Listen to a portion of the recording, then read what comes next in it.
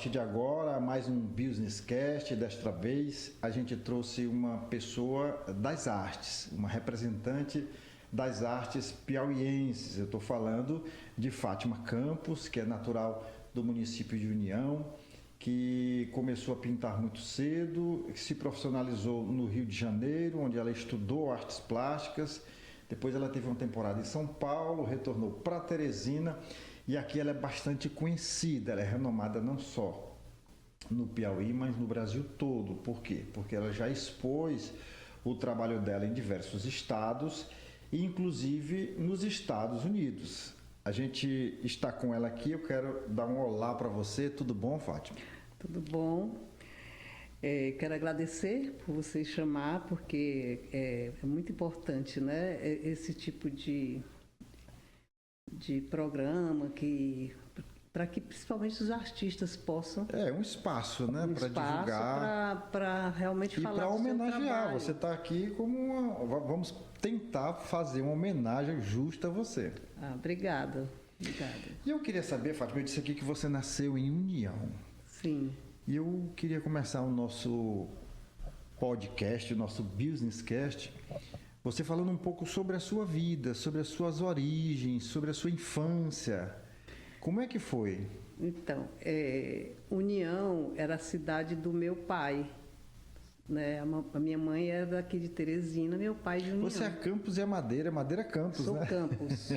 É da família Madeira Campos, certo. Mas aí eu no meu nome eu tenho só o Campos. Mas é da família, né? É da família, exato. Mas aí o meu pai era filho os pais deles vieram de Luzilândia. Eles eram fazendeiros, tinham terras e tudo. E aí vieram para a União, compraram terras. E ali, perto de União, que chama-se Divinópolis, foi meu pai que desenvolveu. Ele fez bastante coisa. Inclusive, ele também trabalhava com comunidades, aí formava grupos comunitários. Essa coisa da escola, desde muito cedo, ele trabalhava também. E a sua infância foi nesse ambiente, nesse meio rural? A minha infância, eu nasci na cidade de União. Aí quando eu tinha mais ou menos uns 5 anos, meu pai foi morar no nosso sítio, que é pertinho, né? Sim. Que a gente chamava de Campo de Canaã. E lá ele plantava, ele era agricultor também, tinha uma plantação de laranjas. E aí nós fomos morar lá. Lá em União, lá nesse sítio, eu brincava muito com o barro de lá. Já ali manifestando... Já. Esse dom, né? Porque exato. É um dom. Você estudou, mas você já tinha isso dentro de você, né? Eu chamo o dom de interesse, né? Aquilo que te leva a um determinado interesse. E esse interesse, se você tem possibilidade de desenvolver, aí é que ele vai te dar um caminho, né? Nas artes. E quando foi que você entendeu que deveria investir nesse dom, que deveria investir na arte? Porque eu imagino que você, já li muitas coisas sobre você ainda muito jovem, ainda na pré-adolescência, você pintava, riscava, sim, rabiscava, desenhava. Então, quando eu com 7 anos, que antes a gente começava a escola com 7 anos, com 7 né? anos. Primeiro ano eu comecei com 7. Primeiro ano A, e aí nós viemos para Teresina para estudar. E estudei no Colégio Leão 13. Lá na Vila Operária. O Colégio Leão 13 no centro. Aqui no centro, No centro. Aqui na praça... Perto da praça... São Benedito, não era ali, não? Por ali. Era ali. Pouco mais para baixo. Perto do Karnak, ali do teatro. Sim. Do professor Moacir Madeira Campos, que era meu tio, né? Meu tio-avô. E aí, no colégio, eu acho que as pessoas começam a ter determinada visão de arte, mas não uma visão inteiramente espontânea. Eu acho que a pessoa no colégio ela começa a fazer comparações, né? Porque eu já lá na fazenda, lá no sítio, eu já desenhava, já mexia em argila. E aí é uma coisa bem mais espontânea. A criança nessa idade, ela é bem mais espontânea. Ela tendo material para trabalhar, ela vai desenvolvendo uma coisa muito mais personalizada. O colégio, ele deturpa um pouco, porque a criança começa a ver as coisas mais perfeitinhas, mais organizadinhas. Às vezes tenta imitar, né? E quer entrar naquela, né? Quer exatamente ir atrás do que todo mundo faz. E aí desvirtua um pouco. Mas eu acho que tudo era muito forte para mim. Eu desenhava bastante. Eu participei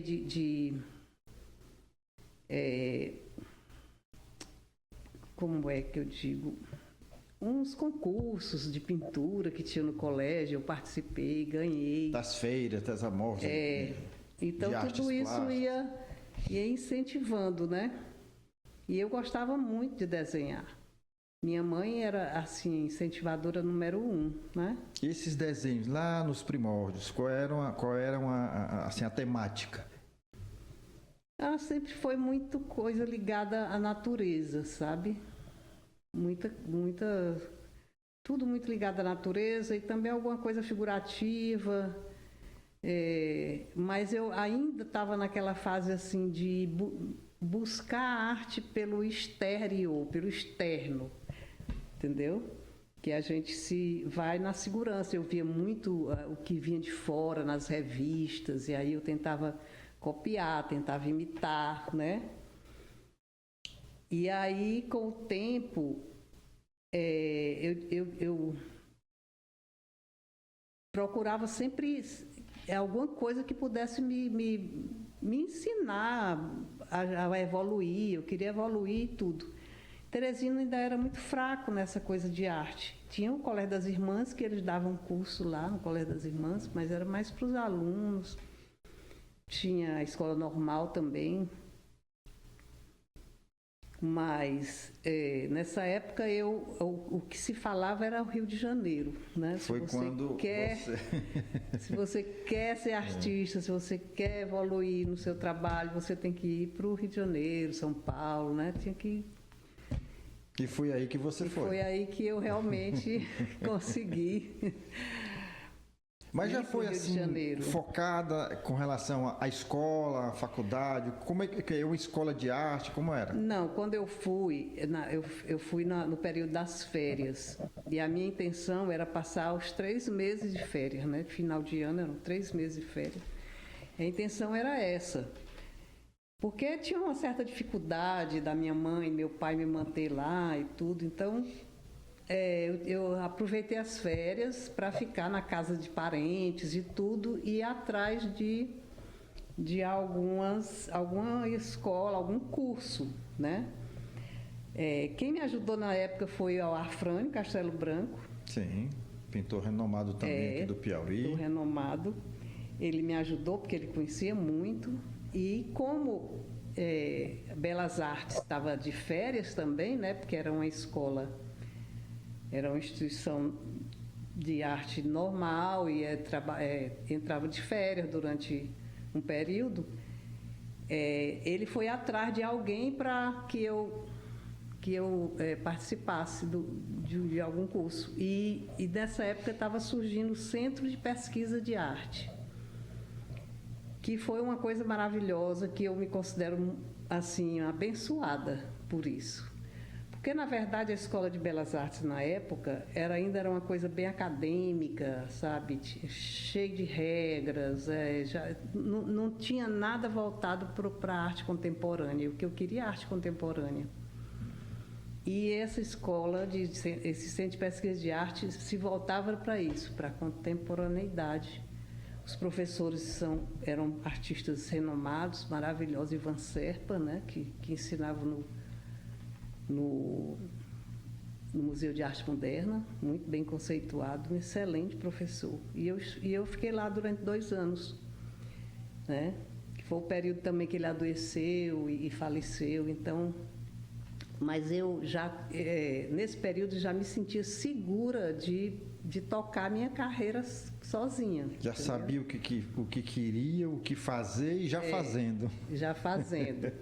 E a minha ideia era justamente voltar para pesquisar as coisas aqui, trabalhar, ter um espaço, né? Porque essa coisa fora de casa você não se sente, né? Com um ambiente propício para você trabalhar. Eu sou essa pessoa muito ligada à terra. Acho que é porque eu realmente nasci no interior. Toda a minha família veio do interior, mesmo morando em Teresina. E sempre a gente foi muito ligada à fazenda, a sítios e tudo. Então, eu queria... A minha ideia era montar meu ateliê no sítio. E voltei e fiquei no sítio lá de União, né? Produzindo. No campo de Canaã, onde eu praticamente morei na minha infância, né? Produzindo, pintando. E aí, depois disso, eu queria fazer alguma coisa ligada a volumes, né? A escultura, volumes. E eu não tinha muita ideia de que material eu iria usar. Porque se era pedra, se era você é metal. conhecida exatamente pela sua diversidade de material utilizado Sim. no seu trabalho, né? Sim. Então, inicialmente foi a pintura, quer dizer, foi a tinta, depois veio a argila, até que você se identificou com isso? Sim, a argila foi uma identificação porque eu queria um tipo de matéria que me proporcionasse, né, para fazer as esculturas, objetos, alguma coisa diferente que não fosse a pedra, nem o metal e tudo, eu não sabia exatamente o quê. E nessa época eu fui morar em São Paulo, que foi em 82, eu já estava casada, meu marido ia fazer mestrado, e aí eu aproveitei para dar uma pesquisada lá e conheci a Norma Grimberg, uma grande ceramista, que me indicou a Ofra Grinfeder, que era uma francesa que estava dando aula de cerâmica em alta temperatura, né? E aí eu me identifiquei assim imediatamente, era aquilo que eu queria. E fiz esse trabalho, desenvolvi esse trabalho até o momento de retomar para o Piauí, porque eu queria fazer a pesquisa daqui, pesquisa do material daqui do Piauí, né? Mas foi um aprendizado lá também, né? Foi um aprendizado. Conhecimento da técnica, apuramento nisso tudo. Exato. Eu vinha com toda a base, né, assim, de desenvolver. Só que eu, chegando aqui no Piauí, eu tinha que adaptar, né? Porque lá em São Paulo é diferente. Você compra os pacotinhos de barro já beneficiadozinho, misturado, e aí é tudo muito fácil. Aqui eu fui cavar o chão. Começar do começo. Porque não tinha. Botar a mão na massa, literalmente. Literalmente. E isso foi também uma outra bênção, porque quando você começa, você vai a fundo na matéria, né? Você perder toda aquela intimidade, quer dizer, criar intimidade com a matéria, isso te dá assim uma opção de respostas né, e soluções. Então, aqui não tinha como eu fazer alta temperatura. Aqui existia os oleiros que trabalhavam com o barro vermelho, né? Que é esse barro que é apropriado para pote, essas coisas. Essa cerâmica, tipo a cerâmica do Poti ali, né? Cerâmica do Poti. Que é maravilhosa. E que nessa época eu acho assim que eles faziam coisas lindíssimas, né? Com a argila vermelha, que é uma forma de você trabalhar argila, mas o que eu aprendi foi a cerâmica em alta temperatura, que ela vai a uma temperatura de 1.350 graus. ela sinteriza os materiais e vira quase uma pedra. Então, Mais ou menos naquele estilo da propícia. cerâmica da Serra da Capivara, por ali assim? Exatamente. Que é um trabalho Naquela época tinha o Brenan que estava fazendo isso. Lá em Recife, né? Em Recife. Eu conheci lá o trabalho dele lá no Recife. Muito bonito. Muito bonito. E trabalha com obras gigantes, uma verdadeira, assim, o espaço dele, a coisa mais linda, né? Soube até que ali tem numa área lá meio litorânea, que ele desenvolveu um trabalho numa área que ele até revitalizou com o trabalho dele, mas parece-me que andou meio abandonado. Não sei como é que está hoje. Eu nunca mais nunca mais vi sobre Mas ele. eu estava olhando aqui. Conhecer. Depois eu vou mostrar para você, Fátima, o trabalho de uma grande artista também. É uma artista caxiense, hoje radicada na Alemanha. E eu tive o prazer de conhecê-la lá, apesar de que eu morei em Caxias, mas não a conheci em Caxias. A conheci lá em Hamburgo. É a Tita do Rego Silva, ela tem um trabalho muito bacana, né? Tanto com cerâmica como com xilogravura. Depois eu vou passar isso aqui para você. Mas o que eu queria saber de você é quando foi que o seu primeiro trabalho reconhecido? Sim. Nessa época, abriu uma lojinha de artesanato do Nonato Oliveira. Lembro do Nonato. O Nonato é muito conhecido aqui. Então ele abriu essa loja no centro da cidade. E eu pintava, desenhava, mas era muito mais assim, para dar para minhas tias, botar na sala, as pessoas chegavam, faz uma coisa para eu botar na casa, fazia. Mas eu tinha muito assim, medo dessa coisa de entrar, de levar minhas peças para vender.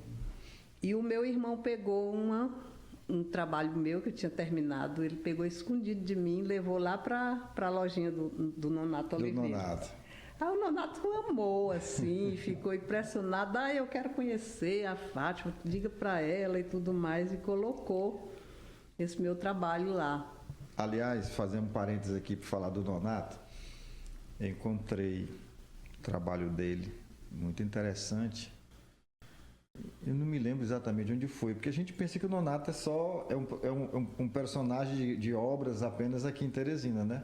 Sim. Quando na verdade o Nonato ganhou o Brasil, né? Ganhou o Brasil e o mundo, né? Tem muito trabalho dele. Então, eu queria mandar aqui reconhecer aqui de público o trabalho desse artista que a gente vê o mais famoso trabalho dele ali no centro de convenções, que é conhecido da gente, assim, do piauiense em geral. Mas ele tem obras espalhadas pelo Brasil e pelo mundo. Tem, sim. É muito interessante. Nessa época ele não pintava. Ele abriu essa loja e era um apaixonado por arte, né? Eu lembro eu conversando com ele e tudo. Então aí eu acho que com isso ele foi começando a pintar e tudo e a desenvolver o trabalho dele, que é maravilhoso. E aí, esse meu trabalho que foi colocado lá foi vendido. Eu não estava nem esperando por isso, né? Foi uma surpresa. Primeiro o trabalho estar lá, depois o trabalho ter sido comercializado. Né? Comercializado. E foi para um americano. Olha, né? Aí. Então, aí nessa época eu fui para o Rio. Quando eu estudava no Rio, no Ivan Serpa, na escola no Centro de Pesquisa da Arte, a intenção dele era formar um grupo de artistas que ele já considerava maduro, para ele lançar junto às galerias, né? Fátima, desculpa, só um minutinho. Sim. Esse trabalho seu que foi vendido, assim, que foi surpresa, era uma peça, que tipo de peça? Era uma pintura pequena, assim, de uns 50 por 60. Já um de uns vaqueiros. Já um tamanho vaqueiros. Olha só, voltando às origens. Terra do vaqueiro lá, né? Também, né? Não é lá que tem uma missa do vaqueiro? Tem a missa do vaqueiro na época dos festejos, né? Mas então, esse primeiro trabalho seu, assim, que foi reconhecido por uma pessoa anônima. Mas assim, quando foi que o Piauí olhou para Fátima e disse, eu quero um trabalho dela?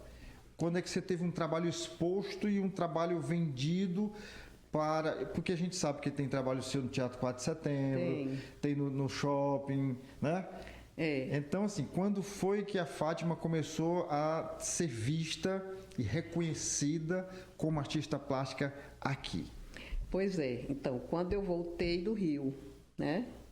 Quando eu voltei do Rio, que eu estava fazendo parte desse grupo, que eu estava falando, do grupo, que era um grupo selecionado, já estava expondo em algumas galerias, na galeria do próprio Centro de Pesquisa de Arte, tinha vendido trabalho lá no Rio. Mas chegou a minha hora de voltar, né? Que o Ivan realmente, que era o meu professor, adoeceu e faleceu, e eu voltei para o Piauí, né? Ainda na ideia de voltar futuramente e tudo. Só que o Centro de Pesquisa não era mais a mesma coisa depois que ele saiu. E aí eu digo, eu vou morar aqui em Teresina, ver como é que eu vou trabalhar, né? Como é que vai acontecer a minha história aqui. E passei a trabalhar bastante. E na época abriu a galeria, né? A galeria do teatro. Do Teatro 4 de Setembro. Pois é. E eu fiz uma exposição. A minha primeira exposição foi muito bem recebida. Eu vendi bastante. Era uma exposição minha com uma amiga do Ceará, que também estudava comigo lá no Centro de Pesquisa. Então foi uma exposição muito legal. Eu expus bastante coisas, desenho, pintura. E vendi, e comecei a vender, né, nessa época. Eu acho que eu fiz mais de uma exposição e participei de alguns salões também da galeria, né? E aqui, assim, o movimento aqui em Teresina, na época, era muito... Não existia um mercado de arte. Existia a galeria que você expunha e existiam os arquitetos que compravam obras para decorar a casa dos clientes, né? Sim. Então que é um mercado também. É um mercado, né? É um mercado. Que você cair na graça de uns 3 ou 4 arquitetos. É um mercado muito bom porque assim nós temos bons arquitetos. A Casa Cor provou isso agora, né? Pois é, e eu queria que você falasse disso. A gente está falando que a Fátima já expôs em várias galerias pelo Brasil afora, mas você também já teve essa exposição do seu trabalho através de revistas renomadas no país, né? Sim. Fala pra gente de quantas revistas você já teve teu trabalho mostrado. Foi até capa, né? De algumas delas. Já. Fala pra gente.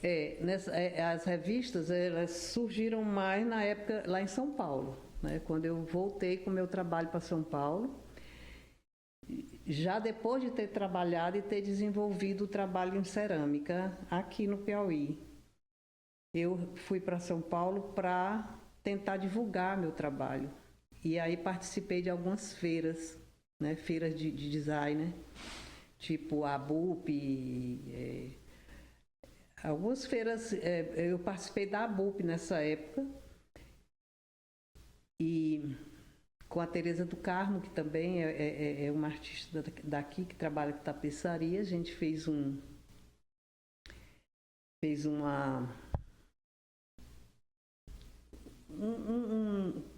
stand, as duas, né? Sim. E aí a gente conseguiu expandir bastante. Várias lojas, o Brasil todo vai à feira, então isso fez com que o meu trabalho expandisse mais e que eu começasse a vender para as lojas em determinados e receber pedido de lojas de outros locais, e inclusive em São Paulo também. Fátima. E aí daí vieram as revistas. E as revistas foram a partir dessas exposições e dessas feiras. Exato. Alguém viu aquela coisa do olheiro, né? Viu, descobriu uma coisa nova, diferente, aí fez a reportagem mostrando o teu trabalho. Exato. E aqui também no Piauí, depois que com o surgimento das mostras, aqui no Piauí também não era Casa Cor, mas a Jaqui tinha excelentes lojas que ainda são as excelentes lojas daqui, né? Que é da Lilia Design, muito ligada ao designer brasileiro e na verdade, do mundo todo. Ela é uma pessoa que tem uma conexão muito grande com todo mundo do design. E ela fez uma mostra aqui, onde ela trouxe muitos arquitetos de fora, muita gente de fora veio aqui. Então o pessoal de fora começou a ver o Piauí de uma outra forma. O Piauí começou a ser visto como um local onde se tem um trabalho maduro em arte, em design, né, em arquitetura. Eu diria até que o Piauí é um celeiro. Sim. O que o Brasil precisa é descobrir esse celeiro, né? Sim, precisa. E essas feiras são importantes. Esse evento da casa também é importante, porque traz gente de fora. Você, no início da carreira, teve que ir lá fora divulgar. Hoje, alguns artistas já vem gente de fora, vê o trabalho e já joga para o Brasil, porque a gente queira ou não, o eixo Rio-São Paulo ainda é o grande difusor, né? E a referência quando se fala de arte. Mas vamos falar um pouco agora, queria que você falasse um pouco para a gente, Fátima, sobre como é que é a inspiração de um artista plástico. Eu não falo do trabalho contratado, não, vamos falar sobre isso depois. Estou falando de você, assim, como é que isso se manifesta em você? Outro dia tinha uma pessoa que estava falando como é que era o fazer poético. E aí esse meu amigo dizia assim, às vezes eu acordo de madrugada, vou na cozinha tomar uma água, aí bate aquela inspiração, eu tenho que escrever ali, paro, deixo de dormir para escrever. Como é que é essa inspiração do artista plástico? Porque eu imagino que um artista plástico, seja em qualquer uma das ramificações seja da pintura, da arquitetura, eu tenho aquele sentimento de que assim, você tem todas as informações necessárias para desenvolver o trabalho. Principalmente uma pessoa como você, que veio do campo, que teve essa vivência com a natureza. E a natureza é perfeita, né? A natureza é perfeita. Você só vai complementar alguma coisa que ela te passa. Mas como é que nasce isso no artista? Eu digo na hora mesmo, o artista feito, para poder colocar na tela ou na argila. Pois é, Picasso já dizia que é muito mais transpiração do que inspiração, né? É esforço, né? Porque eu acho que uma coisa leva a outra, uma coisa não vive sem se complementam, né? Não se complementa, né? Você não pode assim, vou passar 3 meses sem trabalhar, aí só vou esperar a inspiração chegar. Aí de repente chega aquela inspiração e você vai e faz. Pelo menos comigo não funciona assim. Funciona que o trabalho, o dia a dia, é uma disciplina. Para mim, a arte funciona dentro de uma disciplina. Ela não é uma coisa gratuita, tá? Então, como todo trabalho. Requer método, né? Requer método e tudo. Porque dedicação. Exatamente, aquilo vai acontecendo, vai se desenvolvendo de acordo com a determinada busca, procura, daquilo que você se reconhece, né? Que você se reconhece naquilo que você está buscando e como resolver para que aquele trabalho seja aquilo que você está buscando. Entendeu? Não sei se eu fui clara. Porque assim... Então, eu trabalho com cerâmica há muito tempo.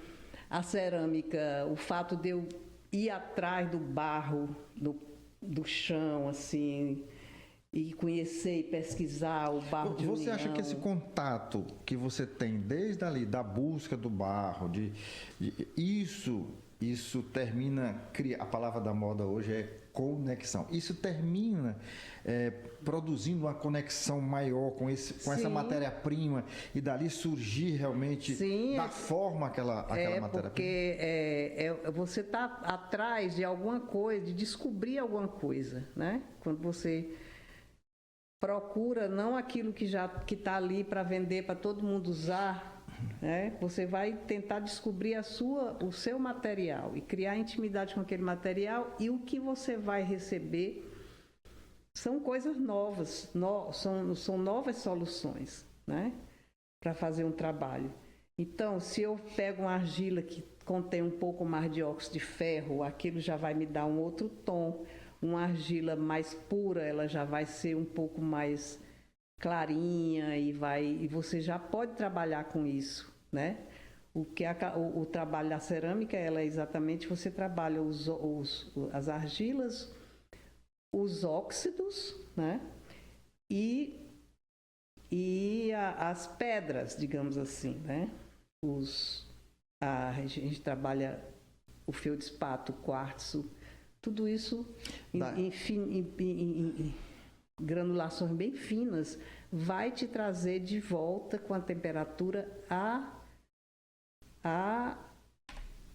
com a temperatura vai te trazer uma vitrificação, que é uma pedra que é a pedra que vai, com a temperatura, vai resolver, vai gerar a vitrificação, né? Então é tudo isso, é um trabalho da natureza, é um retorno, é como se você pegasse, por exemplo, uma pedra, um quartzo. Ele é o quê? Ele é vitrificado, ele é um tipo de vidro, é usado muito para vidro, né? O quartzo, a sílica. E aquilo, ele tem aquele formato natural, mas se ele vai a uma temperatura alta, ele vai fundir, né? Liquefazer em cima de uma peça, e depois, quando esfriar, ele recobre aquela peça com a camada vítrea. Então é um trabalho que você vai fazendo e tem que ter a sua identificação vai com essa busca, né? O que é que eu quero que esse trabalho, como é que eu quero que esse trabalho fique, né?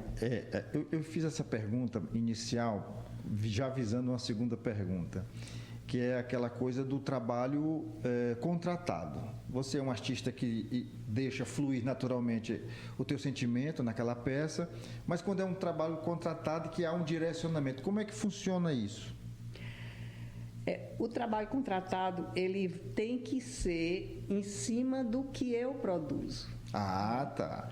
Ele é contratado, mas é contratado à essência da arte do artista, que é você. Pois é, olha, eu tenho essa parede imensa aqui para você, mas eu quero naquela série, né? Porque eu desenvolvo meu trabalho todo em séries. Eu reconheço da onde vem aquilo, aquela inspiração, que é aquela coisa que te fez com que você fizesse aquilo ali, né? Que te despertou para aquilo. E aí eu vejo aquilo e chamo. Por exemplo, agora eu participei da Casa Cor em São Paulo com uma série, que é uma série nova que eu estou fazendo, que coloquei também aqui na Casa Cor, que é a série Marimbondos. E o que é? Fala pra gente. São formatos da casinha de marimbondo, né? Ah, tá. E eu expus em São Paulo, fiz um painel bem grande, né? A parede lá era de 8 metros. E eu fiz essa parede, inclusive agora eu vou expor também, agora em setembro, vou voltar a expor lá, com essas peças que foram para a Casa Cor. E aqui também eu fiz essa série no espaço da Marina Campanhã, que é o Boqueirão. E aí coloquei também casinhas de marimbondo. Então tudo tem a ver com sua vivência, entendeu? Tem a ver com suas origens. Com suas origens. Foi picada muito de marimbondo na infância? E o marimbondo, ele é interessante, que como eu fiquei um tempo lá no sítio, inclusive na pandemia, eu fiquei trabalhando muito na pandemia, E aí, como eu tinha muito barro disponível, eles começaram a usar meu barro. Eles pegavam a bolinha de barro e faziam nas paredes, assim, a opção de casinha de mariposa. Então era quase um companheiro ali. Tem algum projeto que você pensa em fazer, já está na tua cabeça, na tua mente, mas que ainda não pôs para fora? Eu digo um grande projeto, porque eu imagino que pequenos projetos tem aí borbulhando aí, né? Pois é, os projetos agora, o que eu tenho realmente focado e para concluir, que não são fáceis, é o projeto Formosa, que é esse sítio lá de União, né? Onde eu desenvolvo com o pessoal de lá, com a comunidade, eu desenvolvo a cerâmica e a pesquisa dos materiais disponíveis e a criação de fornos que tenham que eles possam, de acordo com a realidade deles, construir os fornos, que o forno a lenha, o forno, sabe? Quer dizer que esse aí é um trabalho, já eu diria assim, é um trabalho do lado social da artista? Social, de multiplicar, de tentar levar essa arte, de fomentar essa arte ali no meio, na comunidade. Formosa, exato. Já fiz muita coisa, já levei em escola, já produzimos um forno, levei um rapaz do Puti Velho, ele construiu o forno. Quer dizer, são coisas que tornam é um formato que cabe na realidade deles, entendeu? Não assim, porque o forno a gás é um forno muito complicado. Forno a gás, o forno elétrico, é tudo muito dispendioso e muito complicado. E muito arriscoso, né? Tem que saber manipular. E a pessoa com a realidade dele, no local, desenvolvendo a própria argila que nós buscamos e tudo, qualquer um pode desenvolver a cerâmica. Entendo. Então, assim, esse seu lado social que eu queria saber de você, tipo assim, a educação de hoje é que vai trazer um Brasil, um Piauí, uma união diferente no futuro? Sim, eu acho diferente que no bom você sentido. disponibilizar isso, né? Disponibilizar e ter abertura para fazer, porque não precisa de muita coisa, né? Não precisa de muita coisa, basta que você tenha um espaço, um local onde existam pessoas que querem aprender, né? E você se disponibilizar a ensinar. Não precisa de muita burocracia, né? É verdade. Basta ter vontade, né? Vontade. E assim... Aqui em Teresina eu estou abrindo 2 salas de aulas também, né? Para trabalhar essa parte para ensinar, para passar, porque é uma coisa que eu não tinha aqui em Teresina. Eu tinha muita vontade, mas eu nunca pude fazer por conta ainda do meu tempo, que não estava... Fátima, e na família, você é a única artista conhecida, renomada, ou tem outras pessoas? Olha, eu sempre digo, as primeiras artistas da minha família foram para mim, que eu conheci, né? Foram minha avó e minha mãe. Também tinham artistas, mas que não se profissionalizaram, porque a mulher na época não tinha essa abertura, né? Mas elas sempre trabalharam com arte, desenhavam, costuravam, bordavam e faziam crochês, estavam sempre criando alguma coisa, pessoas muito criativas. E a minha família particular, meus filhos, todos têm uma tendência artística. Eu tenho uma filha arquiteta, tenho uma filha joalheira. Olha aí. Que canta também, que gosta de música, que canta. Tem uma que é professora do IFP de arte, que estudou patrimônio, museologia e trabalha no IFP de Cocal.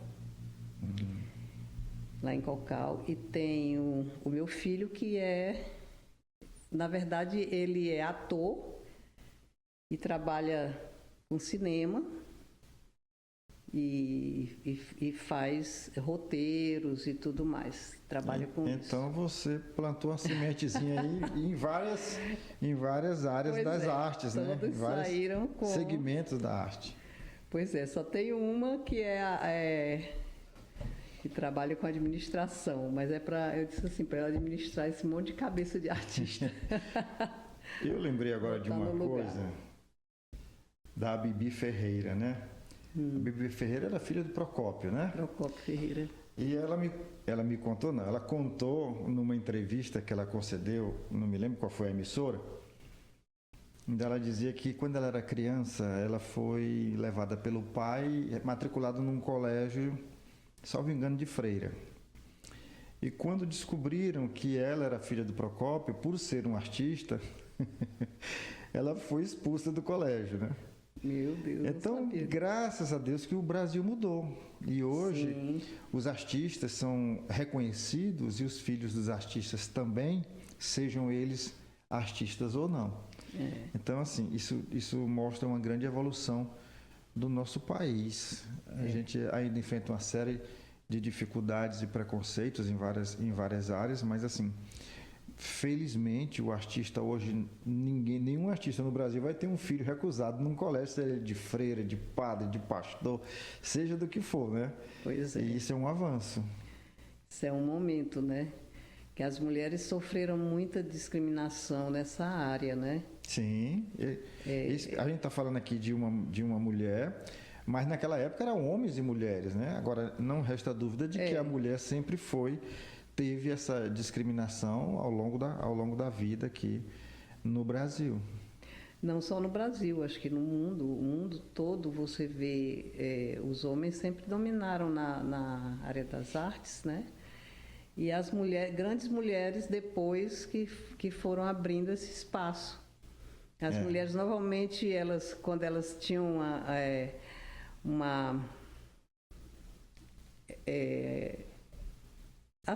uma queda para a arte, gostava e tudo, elas se casavam com os artistas, mas não desenvolviam seu trabalho.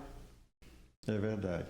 Olha só, para citar um exemplo assim, recentemente eu fiz uma matéria até sobre um caso muito emblemático dentro do que a gente está falando aqui, que foram as mulheres que revolucionaram a ciência no mundo, mas que não tiveram seus nomes conhecidos como os homens, né? Eu me lembro assim, uma muito famosa é a mulher que descobriu a radioatividade, que levou à criação do equipamento de raio-x, e que foi a Marie Curie, né? Que era uma judia que depois foi morar nos Estados Unidos, mas que nunca teve esse reconhecimento. Na época, ela casou com outro cientista que chegou a ganhar Nobel, né? E era o trabalho dela. Pois é, as mulheres sempre assim, do lado, por isso que às vezes diziam assim, do lado de um grande homem tem sempre uma grande mulher, né? Porque na verdade elas estavam elas viviam para apoiar muito mais a arte do esposo do que elas se transformarem mesmo e serem reconhecidas como artista, né? Como foi a Sônia Delaunay, né? E várias outras. A própria Frida Kahlo, ela sofreu muito para ter a arte dela reconhecida. Sim, sim. Ainda hoje, né? Sofre algumas discriminações. Salvador Dalí também, a esposa dele, a Dalla, né? Estou tentando me lembrar aqui, mas às vezes os nomes brincam na cabeça, né? Então é isso. Eu tenho inclusive um livro que é Mulheres nas Artes, onde toda a época onde os grandes nomes artísticos masculinos eram sempre em paralelo às mulheres da época, mas que nunca foram reconhecidas. Entendeu? Ou pouco reconhecidas, né? Ou pouco reconhecidas. Vamos falar um pouco mais agora de você, do seu dia a dia, da sua vida, da sua vivência, né? Sim. Assim, você costuma viajar a lazer? Muito pouco, sempre trabalhando. Eu pergunto isso a lazer, porque todo empresário que vem aqui, todo empreendedor que diz, sim, eu viajo para uma feira do meu... Leva a família, leva para uma feira. Juntando assim, sempre o útil ao agradável. O útil ao agradável, né? Mas assim, e ler? Você costuma ler o quê? Olha, eu gosto muito de poesia, né? Gosto muito de poesia. Eu tenho uma biblioteca imensa de arte, porque como eu não fiz assim, como o tempo que eu tive, e não foi numa faculdade, foi um estudo particular no Centro de Pesquisa de Arte, a parte de história de arte eu mesmo que desenvolvi, comprando livros e estudando. Então, autodidata, né? Nesse particular. Nesse particular. Então eu tenho muito livro de arte e gosto de reler. De ler, reler, né? Tenho muitos livros bons. E hoje em dia, às vezes eu fico olhando assim, essa coisa da internet está que meio que não deixando a gente se aproximar dos livros, né? A grande paixão. A vilã do livro hoje é a internet, com certeza. Mas assim, observando o que existe ao redor, quando eu digo ao redor, hoje a gente não está mais falando do bairro, nem da cidade, nem do estado, porque a internet tem o lado ruim, mas tem o lado bom, ela traz o mundo para a palma da mão, né? Não só a internet, os veículos de comunicação em geral. Como é que você está acompanhando hoje as artes no Brasil? Quando eu falo as artes, não é necessariamente só a pintura e a escultura. A música hoje está de um gosto tão duvidoso. Imagino também que em outras manifestações artísticas aconteça a mesma coisa. Sofreu, né? Muito, como é que você avalia tudo isso? Eu acho um momento muito triste, sabe? Porque uma coisa assim, eu acho que muita coisa levou isso. A má gestão de determinados... como é que eu falo? Peraí. Você tem programas programas com editais para abrir para o povo, né? Participar com o seu trabalho para fazer projetos e tudo mais.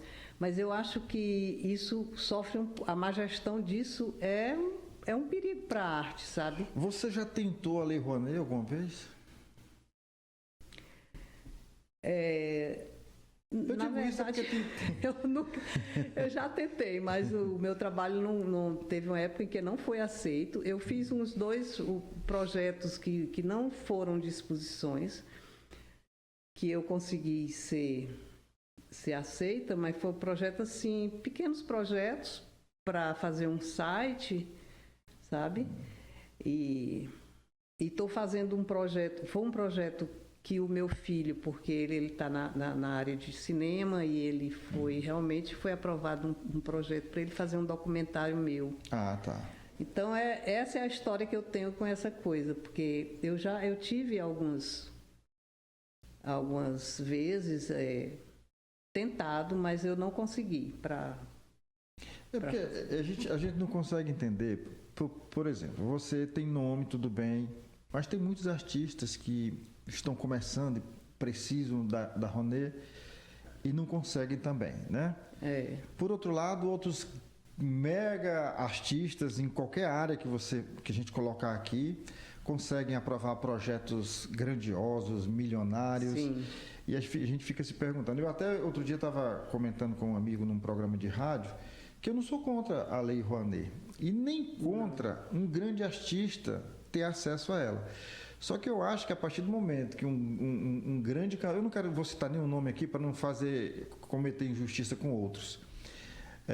Mas assim, um grande artista que consegue levar para um show de música, sei lá, que cobra 100 mil reais, 200 mil reais, e ele está ali patrocinado pela Rouanet e não tem um retorno para a população, porque se ele já está sendo pago, se ele conseguiu um projeto de 10 milhões de reais, ele deveria pelo menos se indignar, fazer um show gratuito, ou 2 ou 3, seja lá quantos forem, né? E por aí vai, assim. São algumas coisas que eu não consigo compreender nestas leis de incentivo, mas eu não sou contra nenhuma delas. Né? Hipótese nenhuma delas. Porque a arte merece esse subsídio, né, do Estado, embora essas leis precisem ser reformuladas. Mas isso é uma opinião particular minha, e quem sou eu para dar pitaco, é isso que eu lhe falei sobre o fato de você tentar fazer alguma coisa pelo social e não só esperar que, sabe, esperar que venha de exatamente, é o que você está fazendo, você está colocando a mão na massa, literalmente. É muito complicado, não é uma coisa tão fácil, sabe? Então, o projeto Formosa é esse, é a gente mesmo, eu lá, com o pessoal já que mora lá e tudo. E aí, nós conseguimos aprovar um projeto que foi esse do forno, do rapaz do Putivelli, que foi lá e montou um forno, né? Que foram 2 dias. Só que eu acho que, assim, um trabalho de cerâmica, um trabalho desse, é uma coisa que tem que levar muito tempo. A cerâmica não você aprende cerâmica em 2 dias. Você só pega, aprende a só amassar e né? Tem que começar a modelar. Mas é uma coisa que tem que ter continuidade. E não tem. É difícil ter essa continuidade. Fátima, o que é que te dá mais prazer na vida? Eita! Além do trabalho. Como ouvir um pássaro, ouvir meus recongos lá na Formosa, tomar banho na minha cachoeira. Que lá sim, você ia falando, lá tem uma cachoeira, né? O projeto Formosa, ele é feito justamente lá na Formosa, que é lá em União, no município de União. Ele tem umas cachoeiras maravilhosas. Eu conheço a cachoeira, chamada inclusive Formosa, mas não é lá no teu sítio Formosa, né? É para cá, para aquela região ali de... Pois é. Tem inclusive o Instagram, Cachoeira da Formosa, porque é aberta a visitação e tudo. E lá eu tenho um ateliê de utilitários, a parte de louças e tudo. Eu montei na pandemia, que eu fiquei lá, né? Esse tempo, e foi muito bom. Porque lá é um lugar maravilhoso, um lugar lindo. Você me falou aí que tem quantos filhos são? Você falou de 5 filhos. 5 filhos. São 3 homens e 2 mulheres ou é o contrário? 1 homem e 4 mulheres. 4 mulheres. E o que... vai lá, os nomes rápidos, os nomes de cada um. O nome é o Igor Medeiros. Igor Medeiros. Aí tem Luna. O Igor Medeiros que é o artista? O ator? O ator, diretor, documentarista. Tudo. Aí a outra é? A Luna. Luna Medeiros também. Arquiteta, ela é não? Arquiteta. E a Tamar Campos Medeiros, que é... Uns assumem o nome Medeiro, outros o Campos. A Tamar Campos, que ela é joalheira, né, designer de joia, e canta também, mora em Jericoacoara. Então canta. Está num ambiente propício para as artes, para o canto. Tem a Marina Campos, que ela é professora do IFP, essa que fez mestrado em museologia, patrimônio e arte, né? Estudou lá Parnaíba, estudou todo aquele patrimônio de lá da praia. E a Janaína, que é a administradora.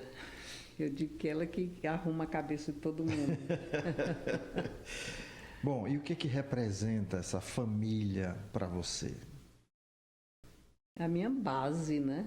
A minha base. Eu sempre fui muito ligada, por isso que eu tive esse monte de filho. Eu sempre amei A coisa da família, do filho, de você se reconhecer. Né? Quando você tem uma criança que você se reconhece nela, isso é um milagre, né? Sem contar que é uma semente que você deixa, né? Plantou exato. 5 sementes aí. 5 sementes. E a Estou sua muito geração feliz com vai... meus filhos, muito feliz. A gente tem uma relação maravilhosa. Eu criei um espaço que o meu ateliê é a minha casa e é um jardim maior do que a casa. Para isso mesmo, para ter toda essa... unir todo mundo. Eu me lembrei agora de um outro grande artista, eu queria mandar um abraço aqui pro Ostiano. Ostiano. Que eu fui no sítio dele. Grande amigo. Levado pela Loizima, mas eu já o conhecia há bastante tempo. Aliás, numa das casas que eu me hospedei na Alemanha, lá em Colônia, eu fiquei surpreso, eu olho, tem um quadro enorme assinado Ostiano, que é na casa do Manuel Nunes, que é um piauiense daqui, e mora lá já há quase mais de 30 anos. E eu soube depois que quando o Ostiano vai para lá, se hospeda lá no quartinho que eu fiquei. Ostiano, um abraço para você. O sítio dele também é cheio de arte, eu achei fabuloso. Pois eu não conheço o sítio dele, mas já vi fotografias. É lindo, é lindo, lindo. Muito ateliê dele aqui, mas lá eu nunca fui no sítio. E o lado espiritual dessa artista, Fátima Campos? Como é que você se conecta com Deus? Deus é importante na sua vida? Muito, muito importante. A minha conexão com Ele é através da natureza, da arte. É o pai de tudo, né? Foi quem criou tudo, né? Eu tenho... Assim, eu me conecto, por exemplo, quando eu estou debaixo das palmeiras, aquilo para mim é um manto de proteção, sabe? Então, o meu espiritual é muito ligado a isso. E eu gosto de estudar todas as religiões, de reconhecer as religiões e de não ser aquela pessoa assim extremamente radical, porque eu sou cristã, eu não sou, né? Eu entendo, sim. Então eu tem tenho que respeitar, um pé em todo canto, sobretudo sabe? num país como o nosso, miscigenado. Busco energia em todas as religiões e respeito e me reconheço. Muitas delas. O que faz a Fátima Campos sorrir? Poucas. Aqui a gente já sorriu bastante, né? Muita coisa para eu sorrir, não precisa. Não, eu sorrio com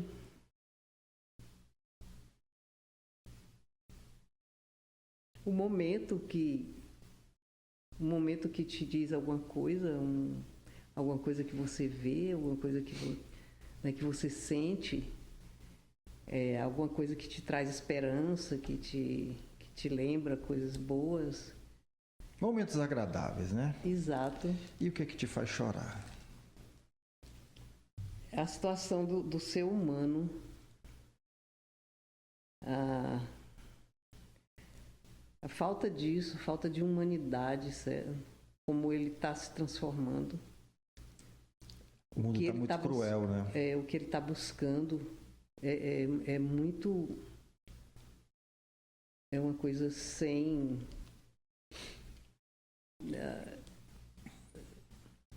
humanidade, eu digo, né? O ser humano hoje em dia, ele valoriza coisas incríveis, morre e mata por isso, né? Porque antigamente, a gente sabe que antigamente as pessoas se matavam, existiam guerras... nos primórdios e tudo, mas eles lutavam por coisas que eu não quero dizer válido, porque nunca é válido, mas eles lutavam. Tinha um objetivo. Né?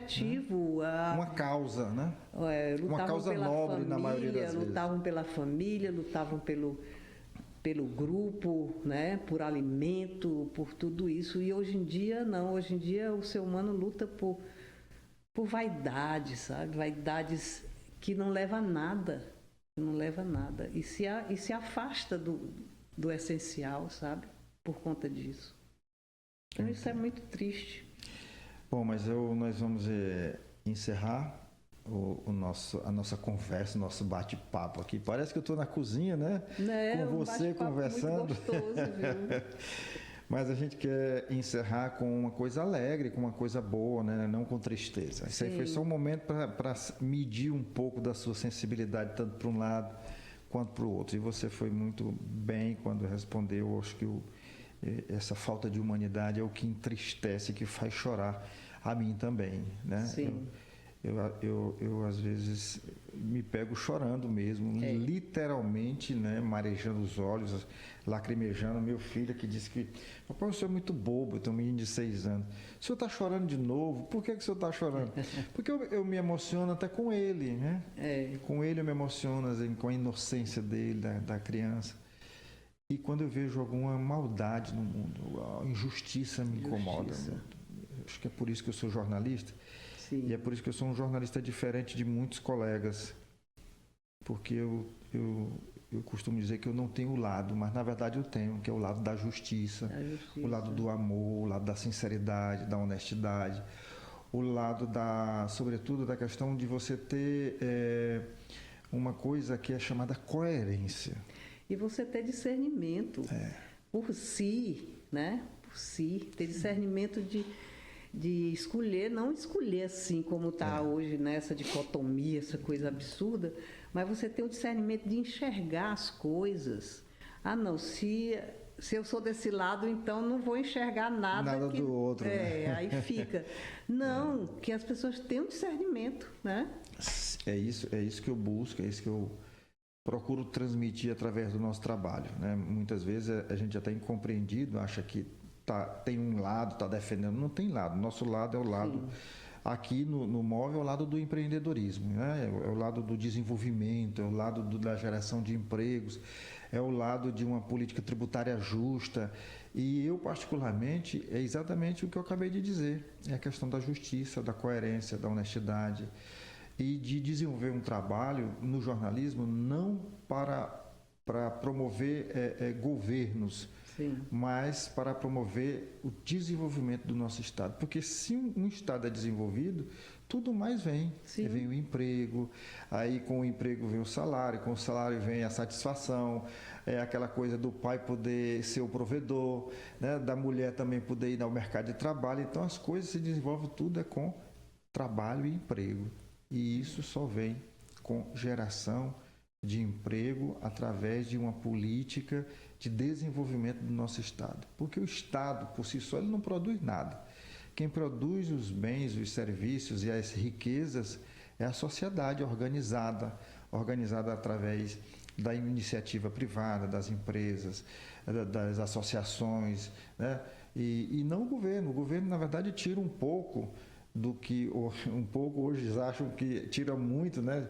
O gerador de riqueza é obrigado a partilhar com o Estado. Veja o caso agora, por exemplo, das medalhistas na Olimpíada. Tem o caso da maior medalhista, da Rebeca Andrade, salvo engano, com o nome dela, que ela ganhou algo em torno de 800 e poucos mil reais, 220 mil vai deixar com o Estado para pagar de imposto aqui no Brasil, imposto de renda. Então, são essas coisas que às vezes a gente tem que se posicionar. E quando a gente se posiciona, geralmente é mal interpretado.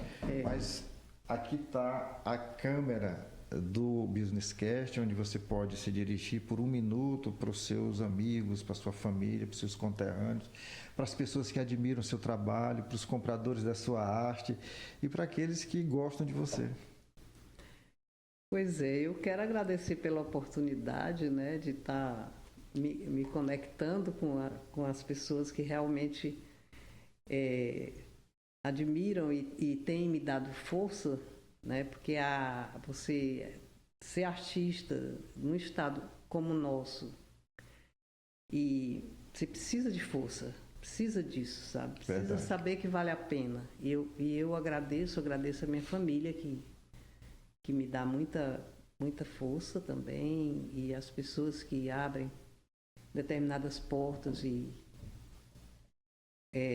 tenho as lojas que eu revendo meus trabalhos, os arquitetos que são meus amigos, meus companheiros de longa data, né? E que fizeram essa Casa Cor maravilhosa, que provaram seu valor e sua maturidade em relação ao Brasil, na Casa Cor. Então, eu sou muito agradecida a isso, a ser um artista que tem um reconhecimento aqui em Teresina. Aleluia. Glória a Deus, né? Glória a Deus. Pois, Fátima, foi um prazer estar com você, conversar com você, né? Dividir esse momento, esse tempo aqui. E eu espero que você seja muito mais exitosa do que já é e que o seu trabalho seja reconhecido sempre. Muito obrigado. Amém. Obrigada. E você aí que nos assiste, que já faz parte aqui dessa família do Businesscast, você que ainda não é inscrito no nosso canal, faça essa inscrição.